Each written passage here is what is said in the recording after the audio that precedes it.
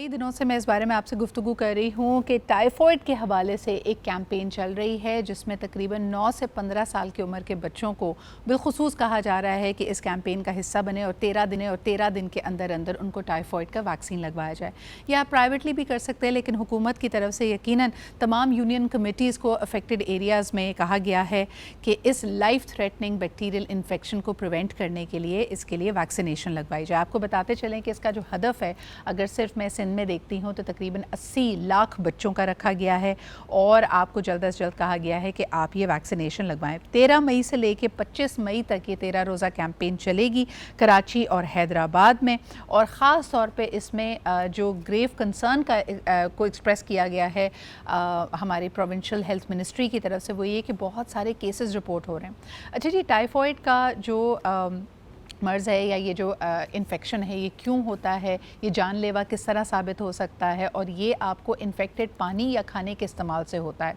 लेकिन बजाय इसके कि हम इसके जो सारे डॉट्स नहीं हम कनेक्ट करते हैं, हम कहते हैं क्यों नाकिस चीज़ें मिल रही हैं। ठीक है जी, टेम्परेचर्स ज़्यादा हैं तो आपके घर में रखा हुआ भी खाना ख़राब हो सकता है, लेकिन इसके बावजूद what kind of food is available to the people of Karachi, to the people of Hyderabad, ये भी एक कंसर्न होना चाहिए हेल्थ मिनिस्ट्री का। हम प्रिवेंशन से ज़्यादा प्रिवेंशन की भी दूसरी एक्सट्रीम पे जाते हैं कि वैक्सीनेट कर लें। बहरहाल जी, इस वैक्सीनेशन से आपको क्या फ़ायदे हो सकते हैं, आइए ज़रा इस पे बात करते हैं। हमारे साथ डॉक्टर अली फैसल सलीम मौजूद हैं जो कि पीडियाट्रिक इन्फेक्शस स्पेशलिस्ट हैं खान यूनिवर्सिटी हॉस्पिटल में। बहुत बहुत शुक्रिया doctor Ali Faisal for being here with us. मुझे ये बताइए कि क्यों ज़रूरत पेश आ रही है कि 9 बरस से लेकर 15 बरस के बच्चों को फौरी तौर पर टाइफॉइड से वैक्सीनेट किया जाए। अच्छा, मैंने सुना ये भी था कि ये वैक्सीन फॉर लाइफ होती है, लेकिन लोगों ने कहा कि 3 साल के बाद इसका बूस्टर भी लगवाना चाहिए। सो ज़रा इस पे रोशनी डालिएगा। बहुत शुक्रिया आपका आज मुझे बुलाने का। आपने बहुत अच्छा बताया कि कैसे फैलता है मर्ज।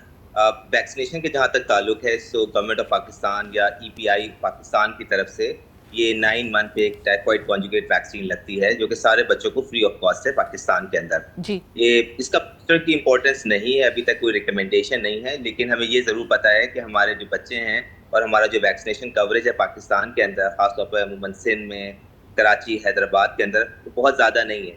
इसीलिए ये जो अभी कैंपेन होती है इसको कहते हैं supplementary immunisation activity, okay. SIA। तो ये जी। कैंपेन इसलिए की गई कि सारे बच्चों की इम्यूनिटी को बराबर किया जा सके, जो पहले से इम्यूनाइज नहीं है उनको इम्यूनाइज किया जा सके और जो इम्यूनाइज हैं उनकी इम्यूनिटी को बूस्ट किया जा सके। बिल्कुल सही। फैसल साहब, मुझे ये भी बताइएगा कि इस वक्त हज्जाज इकराम की फ़्लाइट्स का सिलसिला जारी है, उसके हवाले से तो सिर्फ मेनिनजाइटिस और फ्लू शॉट्स का कहा गया था, लेकिन टाइफॉइड के इतने केसेस रिपोर्ट हो रहे हैं, क्या कुछ इजाफी वैक्सीनेशंस भी आप रेकमेंड करेंगे? कुछ लोगों के बारे में हमने ये सुना कि रमज़ान के महीने में जब वो उम्रे से वापस आए तो उन्होंने नमूनिया कॉन्ट्रैक्ट कर लिया या उनको ब्रीदिंग में मसले होने लगे। तो क्या ये हाई डेंसिटी एरियाज़ की वजह से होता है जहाँ पे आप इतनी दुनिया जहान के लोगों से मिल रहे हैं, एयरपोर्ट्स को क्रॉस कर रहे हैं? ज़रा इस पे भी हमें गाइड कीजिएगा। तो आपके सवाल के दो पहलू हैं। एक तो ये कि फैलता कैसे है, तो ये खराब पानी से, सीवेज के पानी जब पीने के पानी में मिक्स हो जाता है तो उसकी वजह से फैलता है। जहाँ हुज्जाज किराम जा रहे हैं वहाँ पानी बहुत साफ सुथरा है, इसलिए वहाँ पे वायरल इन्फेक्शन, जैसे आपने कहा निमोनिया, वो वायरल इन्फेक्शन बैक्टीरिया के हों जो रेस्पिरेशन के थ्रू हो रहे हों, वो बहुत ज़्यादा कॉमन है। इसके जी। साथ साथ वो बीमारी रेस्पिरेशन के थ्रू और हो सकती हैं, जैसे गर्दन तोड़ बुखार, मेनिंजोकोकल, वो वहाँ पे हो सकती हैं। लेकिन एक चीज़ मैं थोड़ा-सा बताता चलूँ आपको कि जो आउटब्रेक हुआ था सिंध के अंदर, हैदराबाद में जो हुआ था, वो सीवेज के पानी पीने का पानी मिक्स होने की वजह से हुआ था। एक और जो वजह है वो हमारी पोल्ट्री की सनत है, जहाँ हम उनको जो ग़िज़ा दे रहे हैं वो एंटीबायोटिक ट्रीटमेंट ग़िज़ा मिलती है और उसके अंदर साल्मोनेला के बहुत ज़्यादा चांसेस हैं। हमारे एग्स, इसीलिए हम बच्चों को कहते हैं कि आप जो है हाफ फ्राइड एग ना खिलाएं, बल्कि फुल फ्राइड एग खिलाएं या आप जी। उनको बॉईल कर। मुझे ये भी बताइएगा फैसल साहब, आपने बड़े अहम नुक्ते की तरफ इशारा किया है। जिस तरह हम आउटब्रेक ऑफ टाइफॉइड देख रहे हैं सिंध के सूबे में, इसी तरह कुछ अरसे कबल यहाँ पे हेपेटाइटिस इमरजेंसी भी नाफिज की गई थी। और अगर हम वजूहात की तरफ देखते हैं, यही नाकस पानी या जो ह्यूमन हेल्थ के लिए up to the standard, up to the mark नहीं है, खाने पीने की अशिया, उनके इस्तेमाल से ही ये होता है। ये दोनों तीनों चीज़ें क्या हमें इस तरफ इशारा नहीं करें कि they are bigger problems that need to be tackled, या इसी तरह हम आउटब्रेक टू आउटब्रेक बस क्राइसिस मैनेज करते रहेंगे? अभी तक अगर आप देखें तो हम सिर्फ क्राइसिस को ही मैनेज कर रहे हैं। पूरे कराची के अंदर, सिंध के अंदर पीने के पानी के बहुत मसाइल हैं, क्लोरिनेटेड वाटर के बहुत ज़्यादा मसाइल हैं।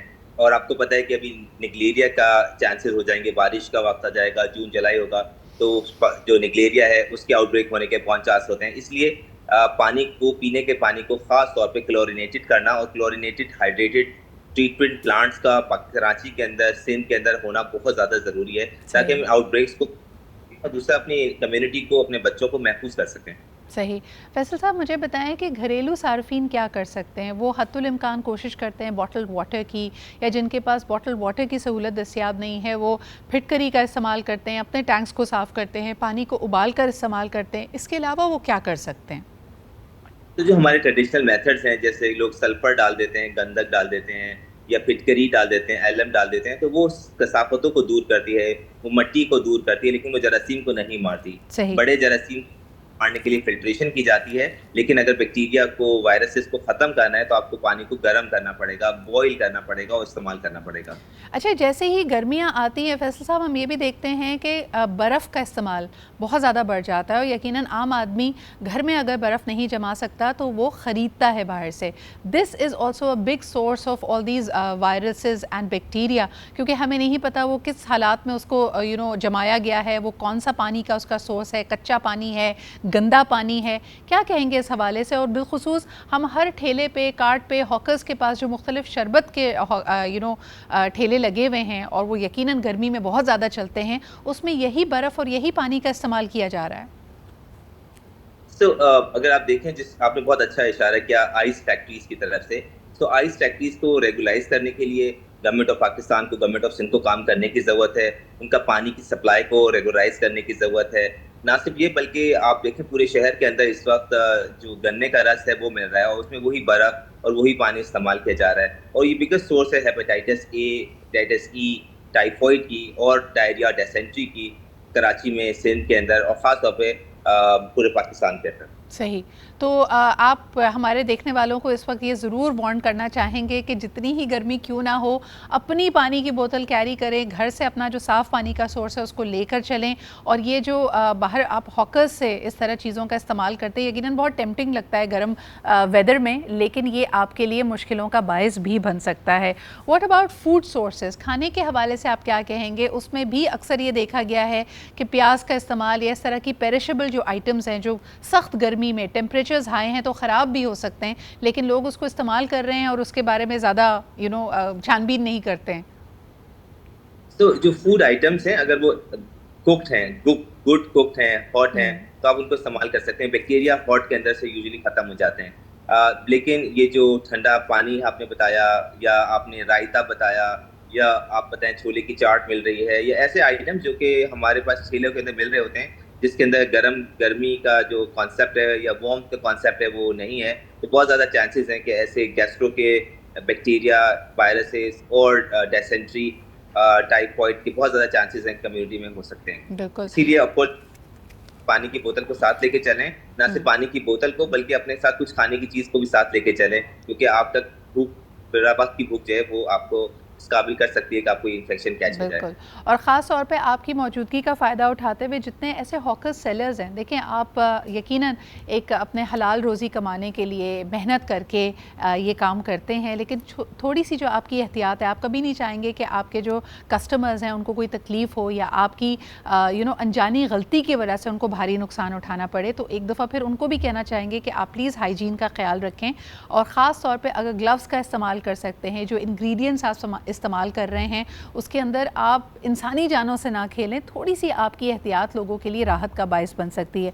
फैसल साहब, बहुत बहुत शुक्रिया हमारे साथ मौजूद होने के लिए। एक दफ़ा फिर आपको बताते चलें कि जी 13 दिन की इंसदाद टाइफॉइड मुहिम चल रही है। कराची और हैदराबाद में इसकी तारीख़ें 13 मई से लेकर 25 मई तक, और इसमें तकरीबन हदफ है जी 80 लाख बच्चों का।